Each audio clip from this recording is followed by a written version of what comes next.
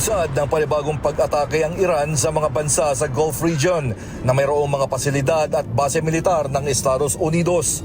Isa sa pinakamatinding naapektuhan ng mga pag-atake ang Kuwait matapos tamaan ng Kuwait International Airport.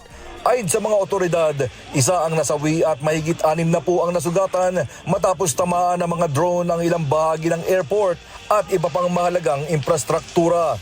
Dahil dito, pansamantalang itinigil ang operasyon sa paliparan at ilang eroplano ang dinivert sa iba pang destinasyon bago muling pinayagang magpatuloy ang limitadong biyahe.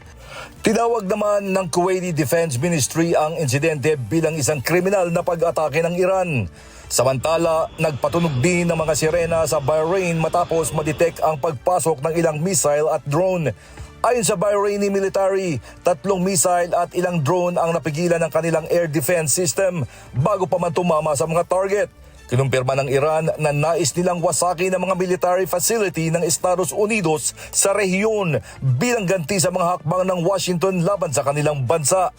Ayon sa Islamic Revolutionary Guard Corps o IRGC, kabilang sa mga tinarget nila ang isang airbase sa Kuwait at ang headquarters ng US 5th Fleet sa Bahrain.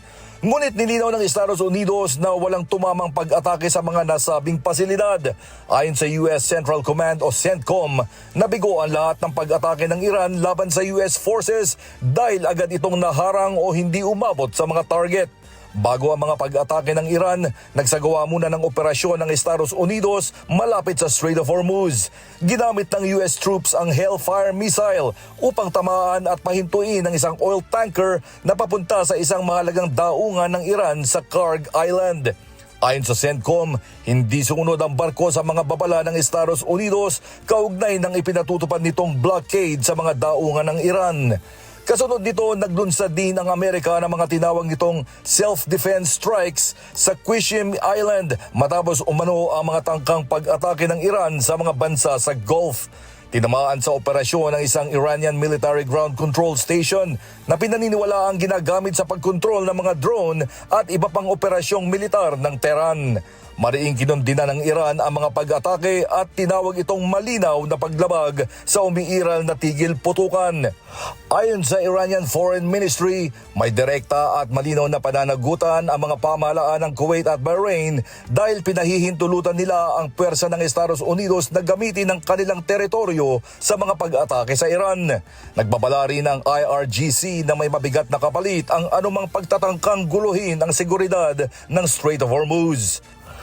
Samantala, nagpahayag din si Mohsen Rezai, military advisor ni Supreme Leader Ayatollah Mojtaba Khamenei, na hindi papayag ang Iran na mahigitan o madiktahan ng Estados Unidos sa mga negosasyon o mga kaayusan kaugnay ng tigil putukan. Nagbabala rin siya na anumang panibagong agresyon laban sa Iran ay sasagutin ng mas malawak na paggamit ng mga missile at drone. Samantala, nanawagan naman ng United Arab Emirates ng mas matatag na pagkakaisa ng mga bansa sa Gulf region. Ayon kay Anwar Gargash, diplomatic advisor ng Pangulo ng UAE, hindi lamang Kuwait o Bahrain ang tinatamaan ng mga pag-atake kundi ang buong rehiyon. Iginit niya na ang agresyon laban sa isang bansa sa Gulf ay agresyon din laban sa lahat at kailangan magkaroon ng matatag at nagkakaisang tugon ng mga bansa sa rehiyon. Dahil sa muling pagsiklab ng pag-atake ng magkabilang panig, lalong humihina ang pag-asang magtatagumpay ang mga negosasyon sa pagitan ng Tehran at Washington. Una nang naiulat na tumanggi ang Iran na makipagpalitan ng mensahe sa Estados Unidos sa pamamagitan ng mediator dahil sa paglala ng tensyon sa Lebanon. Iginiit ng Iran na kailangang maipatupad ang tigil putukan sa pagitan ng Israel at Hezbollah bago muling umusad ang mga pag-uusap sa Estados Unidos. Sa kabila nito, nananatiling kumpiyansa si US President Donald Trump na posible pa ring mabuo ang kasunduan sa pagitan ng Iran at US. Pinabulaanan ni Trump ang ulat na itinigil na ang negosasyon at iginiit na patuloy ang mga pag-uusap at naniniwala siyang maaaring maabot ang isang kasunduan sa mga susunod na araw kaugnay ng muling pagbubukas ng Strait of Hormuz at pagpapalawig ng tigil putukan.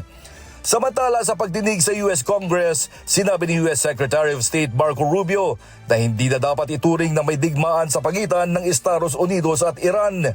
Ayon kay Rubio, Tapos na ang sigalot at ang focus sa ngayon ay ang pagpapatupad ng mga kasunduan upang maiwasan ang panibagong paglala ng tensyon.